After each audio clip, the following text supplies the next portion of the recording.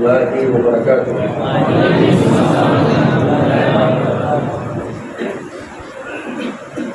اعوذ باللہ من الشیطان الرجیم، بسم اللہ الرحمن الرحیم۔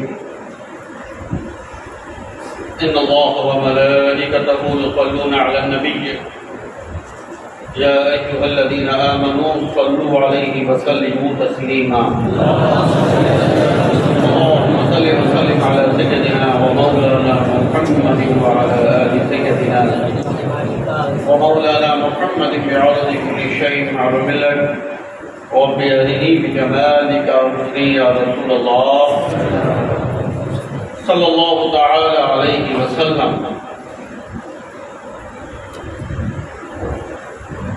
نحمده ونصلي ونسلم على حبيبه الكريم، أما بعد۔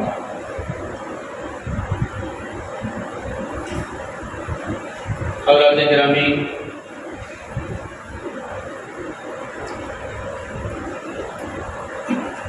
اللہ تبارک و تعالی کا یہ فضل و احسان ہے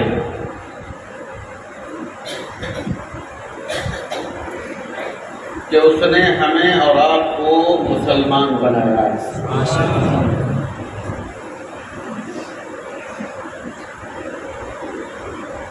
کل مولود یولد علی الدین الفطرۃ۔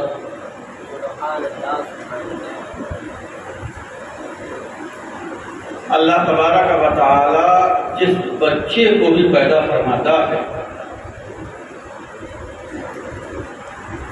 دنیا میں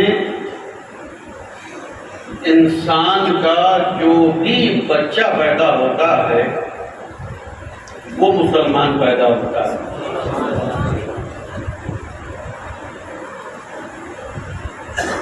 اس لیے کہ رب کائنات نے صرف ایک دین رکھا ہے اور وہ ہے اسلام۔ تیسرا پارہ ہے، تیسرے پارے کا دوسرا باؤ ہے، آخری رکوع ہے۔ رب کائنات ارشاد فرماتا ہے ان الدین عند اللہ الاسلام۔ اللہ تبارک و تعالیٰ کے نزدیک جو دین ہے وہ صرف اور صرف اسلام ہے۔ دنیا میں بنام مسلم بھی جو غیر مسلم ہیں وہ تو اسلام کو بدنام کرنے کی کوشش کرتے ہی ہیں، لیکن بہت سارے لوگ ایسے ہیں کہ جو مسلمان نام رکھ کر یا کوئی اسلامی ٹائٹل اپنے گروپ اپنی جماعت کا رکھ کر اور پھر اسلام کو بدنام کرتے ہیں۔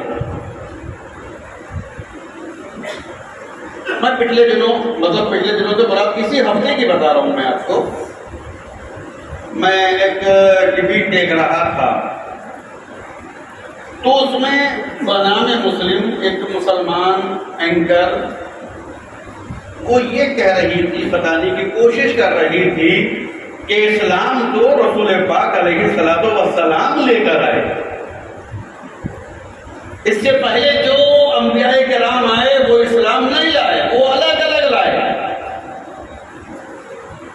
حضرت آدم علیہ السلام وہ الگ دین لائے، حضرت نوح علیہ السلام وہ الگ دین لائے، حضرت ابراہیم علیہ السلام وہ الگ دین لائے، الگ الگ لائے۔ اور اسلام جو ہے وہ پیارے نبی صلی اللہ علیہ وسلم لے کر آئے، مگر نہیں، قرآن کریم نے بڑے اسپشٹ طور پر، بڑے صاف طور پر ارشاد فرمایا ان الدین عند اللہ الاسلام۔ اسلام کے علاوہ اللہ تبارک و تعالیٰ نے کوئی دین نہیں بنایا۔ وہ بات الگ ہے کہ ماحول کے اعتبار سے، حالات کے حساب سے قوانین میں تبدیلیاں ہوتی رہی، ماحول بدلا، حالات بدلے، لوگوں کا نیچر بدلا، قانون میں تبدیلی آئی. جیسے ہمارے ہندوستان ہی میں ماحول کے حساب سے، حالات کے اعتبار سے کہیں پر کچھ قانون ہے، کہیں پر کچھ قانون ہے. آپ اگر گجرات میں، مہاراشٹر میں اگر آپ گائے کاٹ لیں کیا ہوگا؟ آدمی کا مٹر آسان ہے، گائے کاٹنا مشکل ہے. آدمی کا مٹر کر کے ضمانت آسانی سے ہو جائے، گائے کاٹ کر ضمانت بہت مشکل. اپنے یوپی میں بھی ایسا ہی ہے، اپنے دلی میں بھی ایسا ہی ہے، اپنے راجستھان مدھیہ پردیش میں بھی ایسا ہی ہے. لیکن اسی ہندوستان کا ایک حصہ کرناٹک بھی ہے، اسی ہندوستان کا ایک حصہ کیرلا بھی ہے، اسی ہندوستان کا ایک حصہ بنگال بھی ہے. آپ وہاں جائیے تو وہاں کے ہوٹلوں پہ جو آپ کو مینو ملے گا اس میں لکھا ہوگا کون سا والا چاہیے، کالا چاہیے کہ سفید چاہیے، اس کو مینو میں لکھا ایک ہی دیش کے اندر. تو کیا ہوا؟ ماحول بدلا، حالات بدلے، سچویشن تبدیل ہوئی، قانون بدل گیا. تو ایسا ہوتا ہے. اللہ تبارک و تعالیٰ نے ایک دین عطا فرمایا اسلام، لیکن جیسے جیسے لوگ ہوتے گئے ویسے ویسے قانون میں ترمیم ہوتی رہی، تبدیلیاں آتی رہی. حضرت آدم علیہ السلام کے زمانے میں تو سگے بہن بھائیوں کا نکاح بھی ہوتا تھا. آج ہو سکتا ہے کیا؟ نہیں. اجی چھوڑ دیجئے، ہم پہلی امتوں کی بات نہیں کرتے، اسی امت کی بات کر لیں. ابتدائی اسلام میں آج ہم جو نماز پڑھتے ہیں اس نماز میں اور ابتدائی اسلام میں نماز میں بھی فرق تھا. ایک وقت وہ آیا کہ پیارے آقا علیہ السلام نے ارشاد فرمایا کہ جب نیت باندھو تو پہلے ہاتھ کو جھٹکو پھر باندھو. قانون تھا کہ نہیں؟ کیوں؟ جو جب منافق کچھ موجود تھے اس وقت، کچھ نمبر 2 کا مال، کچھ بنسپتی مال موجود تھا، آستینوں میں بت چھپا کر لاتے تھے، دنیا والوں کو دکھاتے تھے، ایمان والوں کو دکھاتے تھے کہ اللہ کی عبادت کرنے آئے ہیں، اور آستین میں بت رکھ کر لاتے تھے، دل میں یہ نیت کرتے تھے کہ ان کی کر رہا ہے. پیارے آقا علیہ السلام نے فرمایا جھٹکو، اس کے بعد نیت کرنا. جب منافقین الگ ہو گئے، علیحدہ ہو گئے، چھٹائی ہو گئی، اس کے بعد تو حکم ختم ہو گئے. اب لو سیدھی نیت باندھو، جھٹکنے کی ضرورت نہیں ہے. ایک وقت وہ تھا کہ نماز تو تھی مگر شراب حرام نہیں تھی. حضرت صحابہ کرام نماز پڑھنے آتے تھے تو پیگ لگا کر آتے تھے. ہاں، ابتدائی اسلام میں شراب حرام نہیں، شراب پینے کا رواج، اور شراب ایسے پی جاتی تھی جیسے آپ لوگ چائے پیتے ہو. یہاں گئے 2 گھونٹ، اگلی دکان میں گئے پھر 2 گھونٹ، 10 منٹ کے بعد گھر گئے پھر 2 گھونٹ، اور ایسے ہی شراب پی جاتی تھی. اب 2 گھونٹ کرتے کرتے نشہ کو اچھا خاصا ہو گیا. اب آگے نماز کا وقت تو اسی نشے کی حالت میں جا کر نیت بھی باندھ لیا کرتے تھے صحابہ کرام. اگر ابتدائی اسلام کی بات جب شراب حرام نہیں تھی، پیارے آقا علیہ السلام نے اس وقت نہیں روکا، مگر جب شراب حرام ہو گئی بات ختم. اب نماز تو کیا، نماز کے علاوہ ایک بوند بھی نہیں پی سکتے. یہ میں نے آپ کو کچھ مثالوں کے ذریعے بات سمجھانے کی کوشش کی کہ اسلام ایک دین ہے مگر قوانین میں تبدیلیاں ہوتی چلی آئیں. قانون تھوڑا تھوڑا تبدیل ہوتا چلا آیا، مگر ایک وقت وہ آ گیا کہ الیوم اکملت لکم دینکم، سبحان اللہ سبحان اللہ، دین مکمل ہو گیا، بات مکمل ہو گئی، کام مکمل ہو گیا.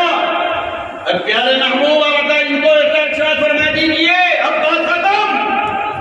عقیدہ تو تبدیل ہونے کا سوال ہی نہیں ہوتا، اب قانون بھی تبدیل نہیں ہو سکتا.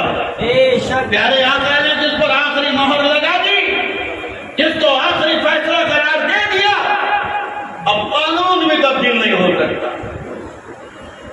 تو اللہ تبارک و تعالی نے ہمیں وہ اسلام عطا فرمایا کہ جس میں نہ عقیدہ تبدیل، جس میں نہ قانون میں کوئی تبدیلی، نہ عقائد میں کوئی رد و بدل ہو سکتا ہے، نہ مساحی میں رد و بدل ہو سکتا ہے۔ آج کوئی ولی بنتا ہے، آج کوئی مولانا بنتا ہے، آج کوئی مفتی بنتا ہے، اسی اسلام کے عقائد کو اپنا کر، اسلام کے اسی قانون کو پڑھ کر، اسلام کے اسی قانون پر عمل کر کے لوگ مولانا بنتے ہیں، مفتی بنتے ہیں، عالم بنتے ہیں، عابد بنتے ہیں، قاری بنتے ہیں، مجتہد بنتے ہیں، مجدد بنتے ہیں، غریب نواز بنتے ہیں، غوث اعظم بنتے ہیں۔ پڑھ کر، اسی اسلام کو مان کر، اسی اسلام کو جان کر، اسی اسلام کو پڑھ کر، اسی اسلام پر عمل کر کے کوئی ہندوستان کا بادشاہ بن گیا، غریب نواز ہو گیا، کوئی ہندوستان کا پہلا مبلغ بن گیا، مظہر العالمین ہو گیا۔ جلدی مسلمانوں سوچو کہ جس اسلام کو مان کر، جان کر، پڑھ کر مدرسوں میں، اسلام کہاں پڑھایا جاتا ہے؟ مدرسوں میں۔ دین کہاں سمجھایا جاتا ہے؟ مدرسوں میں۔ دین کی تعلیم کہاں کی جاتی ہے؟ مدرسوں میں۔ تو مدرسوں میں پڑھ کر جہاں دین سکھایا جاتا ہے، جہاں دین بتایا جاتا ہے، جہاں دین پڑھایا جاتا ہے، لوگ غوث اعظم بنے ہیں، مدار العالمین بنے ہیں، ہندوستان کے بادشاہ، سلطان، غریب نواز بنے ہیں۔ سوچو جب مدرسے میں دین پڑھ کر، جب مدرسے میں دین کی تعلیم لے کر رب نے اتنا اونچا منصب، اتنا بلند مرتبہ، اتنا بلند مقام عطا فرمایا، تو جس نے پیارے نبی کی گود میں رہ کر دین پڑھا ہو،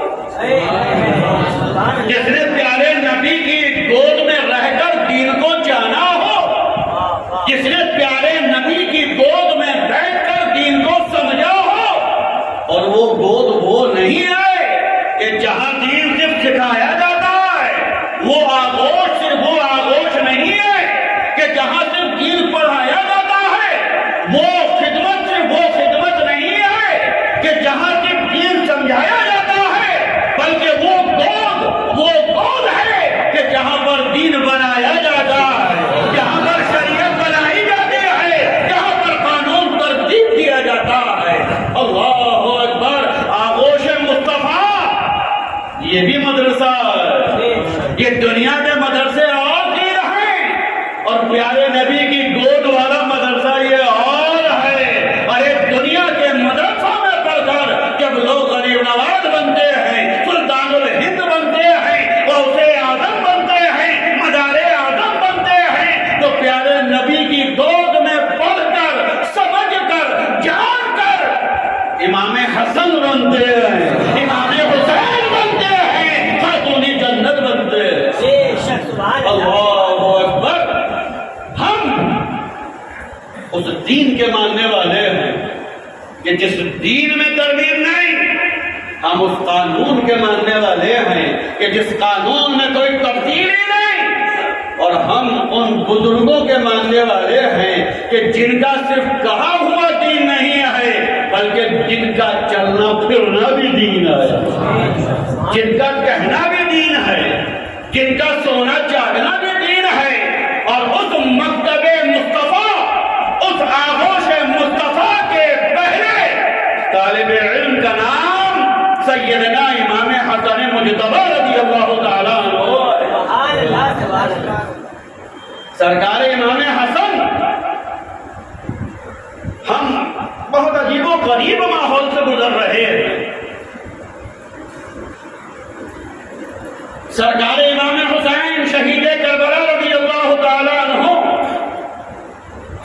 پہچانتے ہیں، اچھی طرح پہچانتے ہیں.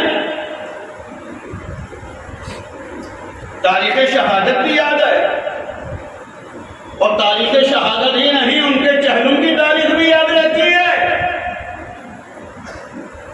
اب اس کی بھی ایک وجہ ہے یاد رہنے کی کہ بزرگوں نے سرکار امام حسین کے نام کا تعزیہ شریف بنایا تو ہمیں امام حسین کی تاریخ شہادت یاد رہ گئی. کہا سرکار امام حسن کا بھی تعزیہ بنا لیا ہوتا. اگر امام حسن مجتبی علیہ السلام کا بھی تعزیہ بن جاتا تو ہمیں ان کی تاریخ شہادت بھی یاد رہتی، ہمیں ان کی حیات طیبہ بھی یاد رہتی، ان کی ہمیں سیرت بھی یاد رہتی. مگر سرکار امام حسین کا ہی تعزیہ بنا، وہی یاد رہ گئے. اب پتہ چلا کہ یہ تعزیہ شریف کیوں بنتا ہے؟ یہ اس لیے بنایا گیا تاکہ یاد رہے، تاریخ کربلا یاد رہے. تعزیہ شریف بنا، امام حسین یاد رہ گئے.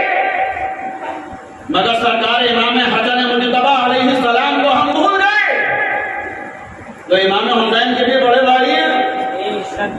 اور بڑے مزے کی بات، کتنی روایتیں ایسی ہیں کہ جو شان میں ہیں سرکار امام حسن کے، مگر وہ بیان کی جاتی ہیں سرکار امام حسین کے فضائل میں.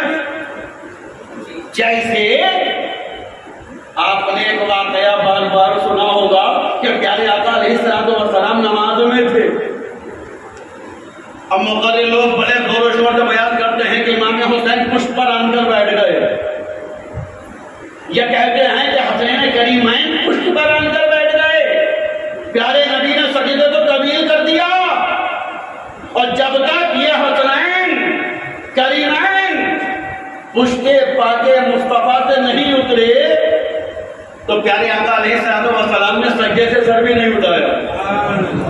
مگر سنو حیرت کی بات، یہ واقعہ نہ تو حسنین کے متعلق ہے، یہ واقعہ نہ سرکار امام حسین علیہ السلام کے متعلق ہے.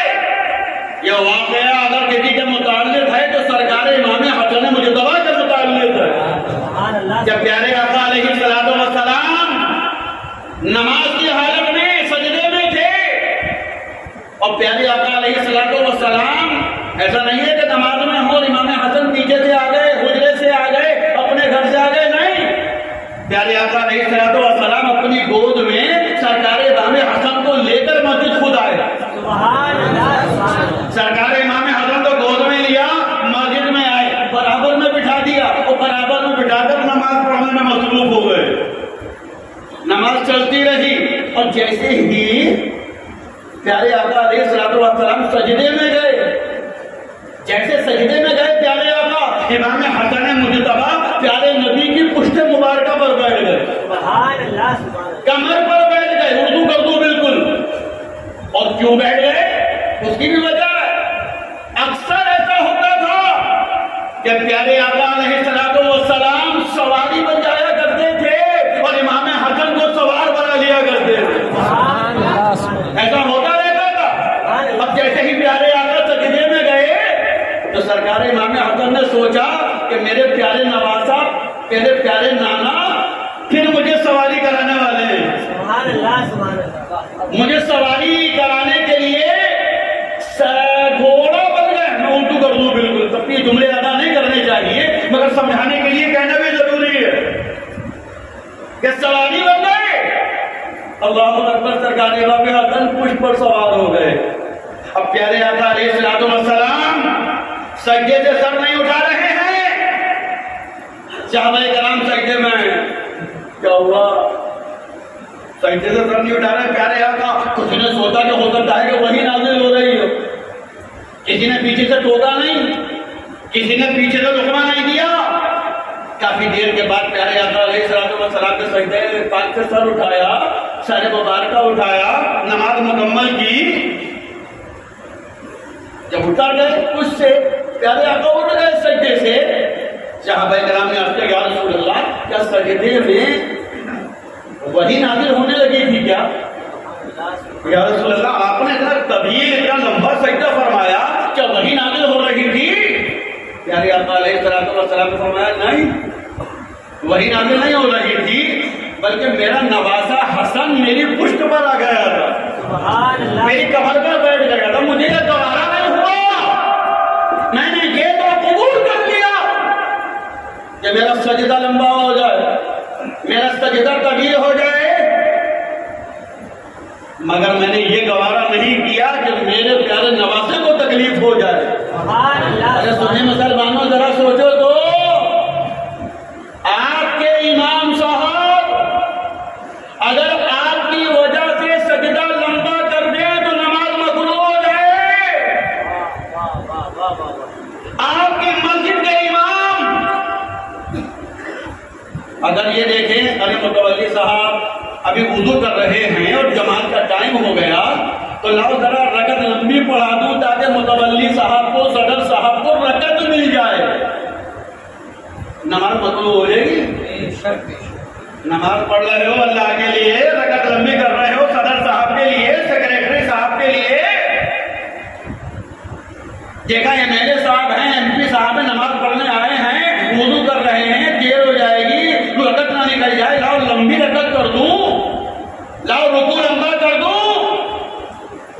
آپ کے امام صاحب اگر ایسا کر لیں نماز مکروہ ہو جائے، ارے یہ ہاں ہے کہ ہماری وجہ سے نماز کو پڑھا دیا جائے تو نماز مکروہ، اور یہ امام حسن ہیں کہ ان کی وجہ سے وہ نماز کو پڑھا رہے ہیں کہ جن کے صدقے میں رب نے نماز عطا فرمائی ہے،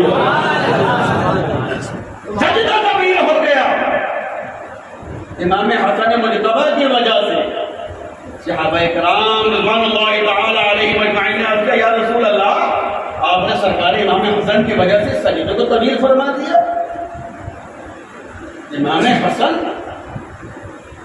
آپ کے نواسے ہیں، امام حسن آپ کے رشتہ دار ہیں، امام حسن آپ کے عزیز ہیں، یا رسول اللہ نماز رشتہ داری نہیں دیکھتی، یہ صحابہ کرام نے عرض نہیں کیا، یہ میں ماحول کی بات کر رہا ہوں، یہ میں حالات کی زبان کی بات کر رہا ہوں کہ یا رسول اللہ نماز رشتہ داری نہیں دیکھتی، نماز عزیزداری نہیں دیکھتی، نماز کسی کی امینی یا کسی کے غنا کو نہیں دیکھتی، نماز نماز بے شک، رشتہ داری نماز سے باہر، قربت داری نماز سے باہر، عزیز داری نماز سے باہر، نماز میں کوئی رشتہ داری نہیں چلے گی، نماز نماز ہے۔ مگر یا رسول اللہ آپ نے نماز اللہ کی عبادت، سب سے افضل عبادت، آپ نے اس میں بھی خیال فرمایا امام حسن کا، سبحان اللہ، اپنے نواسے کا، اپنی شہزادی کے شہزادے کا۔ کوئی کہنے والا کہہ سکتا تھا، پیارے آقا علیہ الصلوۃ والسلام نے پہلے ہی جواب عطا فرما دیا کہ میرے صحابہ میں نے حسن کے لیے، میں نے اپنے نواسے کے لیے، میں نے اپنی شہزادی کے پیارے شہزادے کے لیے نماز کو طویل کر دیا، سجدے کو طویل کر دیا، اپنے سجدے کو لمبا کر دیا، اور میرے صحابہ اس لیے کر دیا کہ یہ حسن وہ ہے کہ ایک وقت وہ آئے گا کہ میری امت میں انتشار ہوگا، میری امت میں جھگڑا ہوگا، میری امت میں دو جماعتیں فساد کر رہی ہوں گی، لڑائی کر رہی ہوں گی، اور یہ میرا حسن ہوگا کہ جو ان جماعتوں میں صلح کرائے گا، محبت کرائے گا، پیار کرائے گا۔ ارے اس نے میری امت کو ایک کرنے کا کام کرے گا، میں اس کے لیے سجدے کو طویل کرنے کا کام کر رہا ہوں۔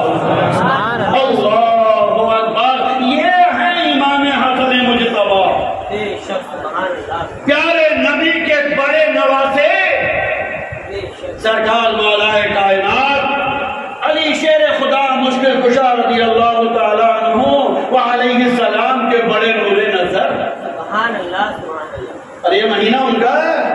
بے شک بے شک، آج 23 سفر ہے، 5 دن کے بعد 28 سفر، سرکار امام حسن مجتبی علیہ السلام کا یوم شہادت ہے۔ سرکار امام حسین کی تاریخ رحلت ہے. ہم حسین والے بھی ہیں اور اس سے پہلے ہم حسن والے ہیں. بے شک بے شک سبحان اللہ. سرکار امام حسن اللہ اکبر یا نبی کا گھرانہ, بے شک سبحان اللہ سبحان اللہ. علی کا گھرانہ, سرکار امام حسین مجتبی رضی اللہ تعالی عنہ اتنے زیادہ سخی تھے, اتنے بڑے سخی تھے, اتنے بڑے سخی تھے کہ جب کوئی مانگنے والا آتا تھا تو جو ہوتا تھا سب دے دیا کرتے سب.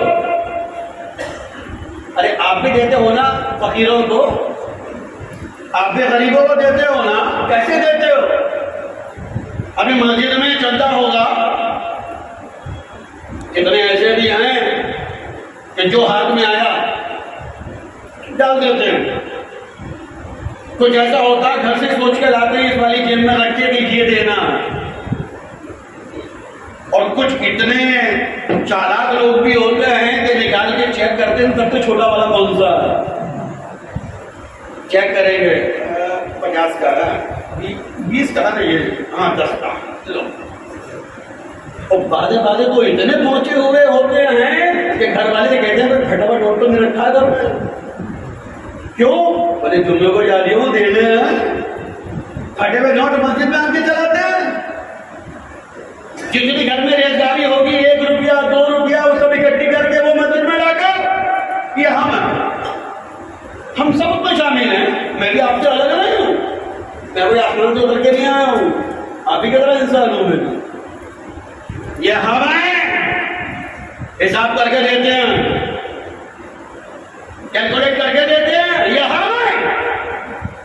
اور سرکار امام حسن ہے, بے شک سبحان اللہ. مانگنے آیا ہے یا جتنا ہے گھر میں سب لے جا. سبحان اللہ سبحان اللہ. یہ امام حسن ہے. ایک مرتبہ مال آیا ہوا تھا زیادہ, کیونکہ سیدنا حضرت امیر معاویہ رضی اللہ تعالیٰ عنہ اکثر تحائف بھیجتے رہتے تھے, نذرانے بھیجتے رہتے تھے, اور خاص طور سے 2 لاکھ درہم سالانہ بھیجا کرتے تھے. سبحان اللہ سبحان اللہ. تو مال آیا ہوا تھا, تازہ تازہ آیا ہوا تھا, ادھر مال آیا, ادھر نذرانے آئے, اور ادھر ایک فقیر آ گیا. سرکار کچھ ہو تو عطا فرمائے. اب سرکار امام حسن کی تو وہی عادت تھی نا, جو ہے سب لے جاؤ. تو گھر میں مال تھا موجود اس وقت, اس نے جتنا بھی مال مسالہ تھا سب سمیٹا. برتن بھی لے, کپڑے بھی لے, یہ بھی لے, وہ بھی لے, مال ہو گیا دادا. اکیلے سے اٹھا نہیں کہ سرکار مال میں نے سمیٹ بھی لیا ہے, اکیلا اٹھا نہیں سکتا, مزدور لے آؤں. آجا مزدور لیا. فقیر گیا, مزدور پکڑ کے آیا, مزدور سے مال اٹھوایا, خود بھی اٹھایا.